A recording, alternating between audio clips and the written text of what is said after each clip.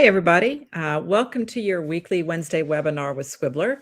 And today we're going to take a look at how you can use beat sheets specifically for fantasy scripts and novels.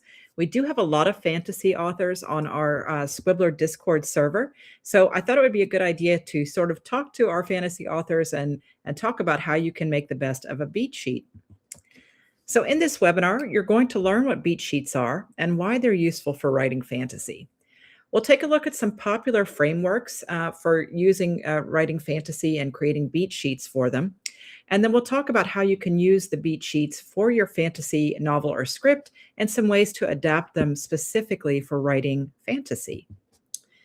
So, using beat sheets for fantasy novels and scripts is really powerful because fantasy stories tend to be very complex. You have big, detailed worlds, there are often magic systems, multiple plot lines, multiple races, environments, and high emotional stakes.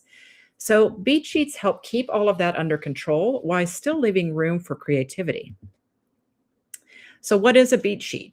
A beat sheet is a structured outline that maps out the key plot points and story moments in your fantasy novel or script. So, you think about this as kind of being a roadmap showing where major events will happen and how your story can build momentum. For fantasy specifically, beat sheets help you balance your world building with character development, ensure your magic systems, political intrigue, and epic battles are going to serve the emotional arc you're writing about rather than overwhelming it. Beat sheets also bring structure to complex worlds. Fantasy, as I said, often juggles intricate lore. There are different political systems. There are different magic rules. You can have multiple character arcs in large works. So beat sheets can ensure that each major story moment happens in a purposeful order, that it's organized, and that way the world building that you're doing is going to support the story you're writing rather than overwhelming it. Beat sheets also can protect pacing. This is a common problem in fantasy. Fantasy stories can sometimes start too slowly with exposition. They can sag in the middle sometimes, or they might rush the climax.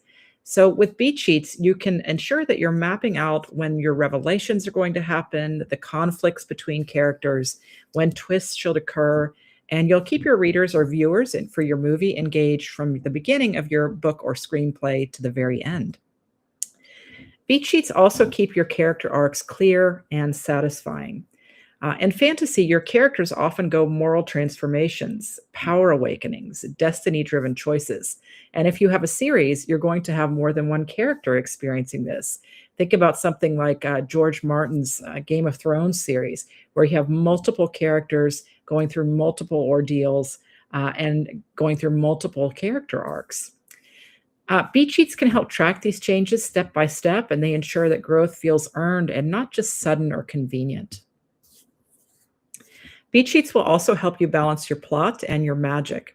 Magic is exciting, but without structure, it can become a plot shortcut. So beat sheets can help you introduce your magic rules early and then test those rules through conflict. You can have your magic pay off meaningfully in the climax.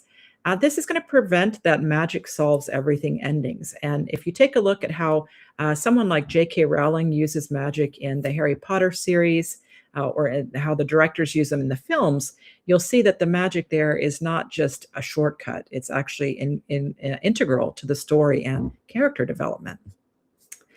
Beat sheets also make revisions faster and smarter. When something isn't quite working for you, a beat sheet will let you identify your missing emotional beats. They can help you spot redundant scenes. They can help you strengthen weak points. And instead of just rewriting blindly, you can fix specific story moments. Beat sheets also translate well between novels and scripts. So if you're one of our writers who wants to develop your novel into a script, this might help you as well. Fantasy writers often move between novels, screenplays, episodic series. And beat sheets act as a universal storytelling blueprint that can make an adaptation smoother and more intentional.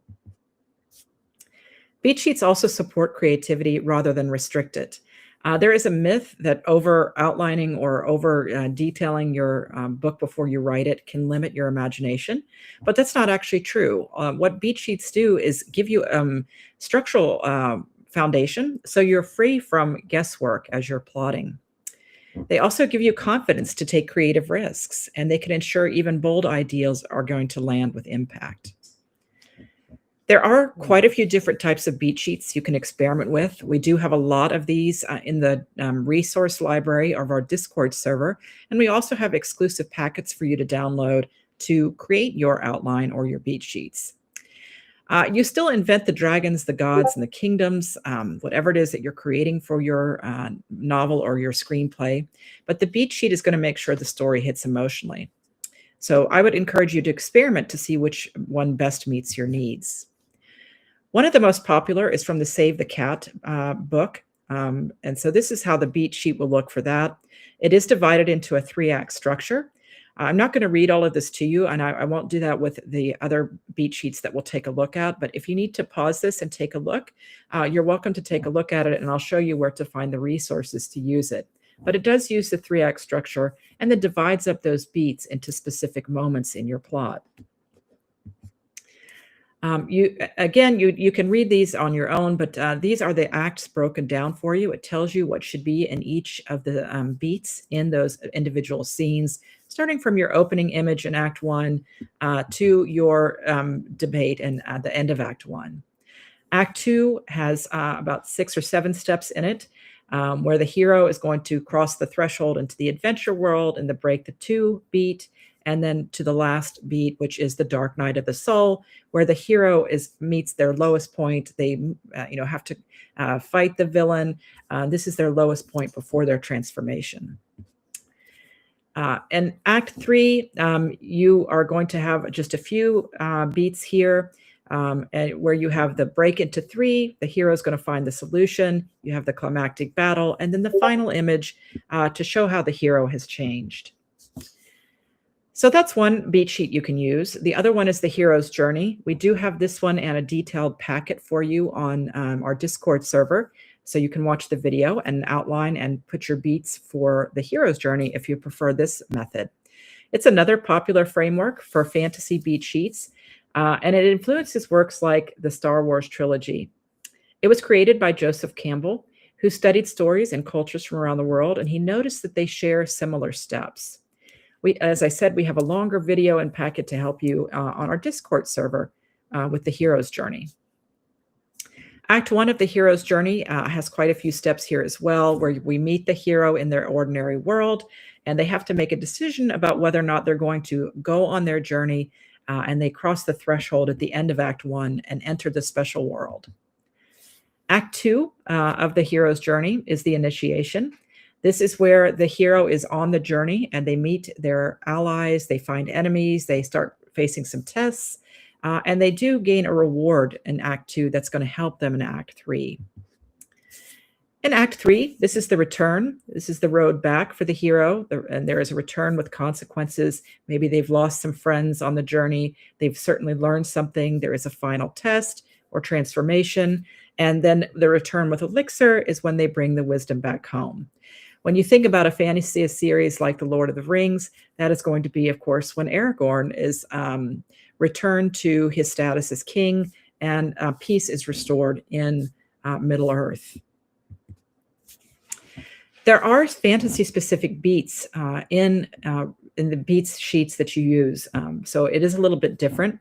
They require some special beats that standard structures like Save the Cat or the Hero's Journey don't always account for. So we will take a look at these. You're probably familiar with some of the other beat sheets we just sort of rapidly went through. But we'll take a look at these specifically so you know how to plan for your fantasy novel. And one of these that you'll need to add is the rules of your world. And this is going to be early in Act 1. You want to establish how your magic system works, what the environment or landscape is like, what the stakes are, and what's possible in this world. What are the limitations? So the example here from the first book in the Harry Potter series is that Harry learns that wands choose wizards and that magic has rules and limitations. There are wonder moments throughout this act. You have dedicated beats here showcasing the fantastical. You might have the first sighting of a dragon, a magical city reveal, an impossible feat.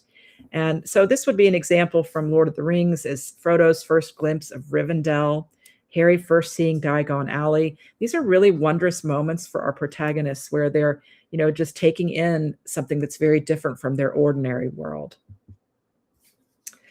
So you do want a world building revelation at the midpoint or in Act Two, a major discovery about the world that reframes everything. There could be a hidden history, a true nature of magic. There could be a political conspiracy, like you have often in the Game of Thrones series.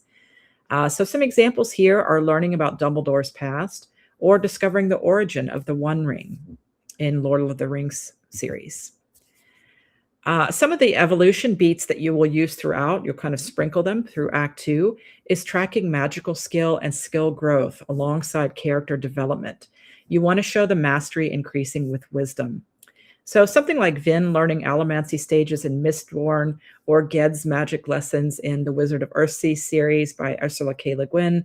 These are all things that you can look to for how to develop those moments as your character is learning. Another thing to develop is multiple point of view characters. A lot of epic fantasy involves ensemble casts. So here are some ways that you can manage multiple character arcs. You might want to create separate beat sheets for each major character and then weave them together. An example for the Game of Thrones approach would be Jon Snow's hero's journey at the Wall. We have Daenerys, her coming of age quests in Essos. We have Arya's revenge tragedy. All of these have their own ordeal in different chapters, but they have a similar story percentage. And Martin does a good job of juggling these throughout the books. You could have converging arcs as well. You want to design individual beats for your characters that merge to a shared climax. So all points of view will experience their catalyst around the 10% mark of your book. The midpoints can contrast. You might have victory for one character, defeat for another. The all is lost moments should be synchronized for maximum impact, where everybody is worrying that they're going to lose. But the finale brings everything together. And again, something like the Lord of the Rings series from Tolkien or Harry Potter series is a really good example of how to bring these things together. Strategy 3 would be a shared story and individual journeys. The fellowship structure has one main quest, but each character has an internal arc within it. So the Lord of the Rings series uses one primary beat sheet for the ring quest. All of the characters are looking for the same thing. But Aragorn's quest, Frodo's quest, and even Sam, they each have distinctive character beats within that structure. So once you've selected your beat sheet that you want to follow, there are some common pitfalls and solutions. One pitfall is to be careful that you're not front loading and your world building. Spending 100 pages establishing your world before the story starts. That's a lot of exposition that's going to wear your reader down. We're interested in how characters react to each other. So it's a good idea to, make sure that you're not writing too much text about how your world works. A solution here is also to reveal the world through action. Start with the catalyst, let us meet your main characters, and then weave in world details as they become relevant to your character decisions. That's kind of sprinkling them throughout. Another pitfall is going to be treating everything in your beat sheet as a rule. You don't want to force your story into exact percentages if it doesn't fit that way. Those are just loose guidelines. So just use them as guides. If your story needs the midpoint at 45% instead of 50%, that's fine. I wouldn't get too tied up in what you see in some instructional books about having, these things fall in a specific spot. The structure should serve the story and not vice versa. Another pitfall to avoid is that you want to avoid neglecting your character for plot. You might be hitting all your structural beats, everything in your plot is coming into place, but your character development is flat. So it's a really good, important balance to strike. So for each plot, you want to ask, how does this change my character internally? And map the emotional transformation along external events. Another pitfall to avoid is losing points of view in multiple character stories. Some characters might disappear for 200 pages while others dominate. And again, you have to be careful that you're juggling all of these different characters and points of view. So it might be a good idea to create a timeline. There are lots of free templates online that shows when each point of view appears. Ensure that each character, that if you're writing a large epic, has meaningful beats in each act, even if their story is not the primary one. Another pitfall is that magic solves everyone. That this is going to not be very satisfactory for your readers or your viewers, because no, you don't want to make sure that you have stakes where the magic can solve any problem instantly. It's kind of weak, and your readers will not buy it. So use your beat sheet to track your magical limitations. Each beat should show why magic alone is not the answer, the human element. Your protagonist or protagonists require personal growth, sacrifice, or wisdom. It's not the magic alone that can bring them to a satisfactory conclusion. We do have some recommended reading for you. These are some books that we took from this webinar. The Save the Cat Writes a Novel is really popular by Jessica Brody, if you're interested in the Save the Cat approach. The Hero with a Thousand Faces is another one. This is Joseph Campbell's foundational text on the hero's journey. You can find lots of information about this online if you don't have time to read the book. And of course, we have a free beat sheet already set up for you, an outline on the hero's journey on our Discord server. The Fantasy Fiction Formula by Deborah Chester is another good resource. This is genre-specific advice for fantasy writers, so if you want to read more specifically on fantasy. And then Story Grid by Sean Coyne is also really good. It's a deep dive into story structure and editing. So a good action plan, if you're just beginning your fantasy novel, is to think about your beat sheet model. Pick the framework that best fits your story type and is fluid enough to help you develop your characters as well. You want to start with 5 to 7 big structural moments in your beats. You probably already have those in mind. And then add your fantasy-specific elements, your wonder moments where your protagonist or protagonists are discovering the magic of the world that they're in, world-building reveals, and power evolution. Fill in the scenes between the beats. Let the structure guide you. Don't let it constrain your creativity. And then write and revise with your beat sheet handy as you're working on your novel or your screenplay. Just use it as a roadmap. It shouldn't be something you're completely tied into. As your story evolves, you can make adjustments. Remember that beat sheets are tools to help you tell better stories. They shouldn't cage or trap your creativity. You want to use them wisely, adapt them freely, and let your unique fantasy vision shine through. We do have an exclusive digital beat worksheet for you on our Discord server. It will be uploaded when this video is uploaded as well. Give you an idea of what that looks like. You can fill this out to choose your framework, identify your major beats, add your fantasy-specific beats, and check your pacing. Then you can save a copy by printing it out or just saving your work as you go along in this digital worksheet as well.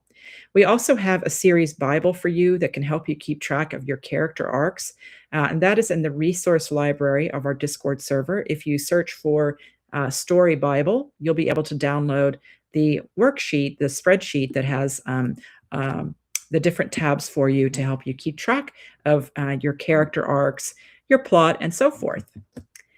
So in this webinar, we have reviewed what beat sheets are and why they're so useful for fantasy. We took a look at 2 or 3 different popular beat sheet frameworks for fantasy, and we took a look at how to use beat sheets for your fantasy novel or script.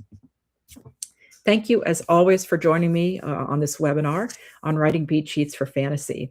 I'd love to hear what your methods are if you're on our Discord server or if you want to reply to this YouTube video. Let us know what works for you. How do you keep track of your difficult world building and keep track of character arcs if you're working with several character arcs at once? I'd love to hear from you and continue the conversation on our Discord server. Thanks, everybody. Have a great day or evening.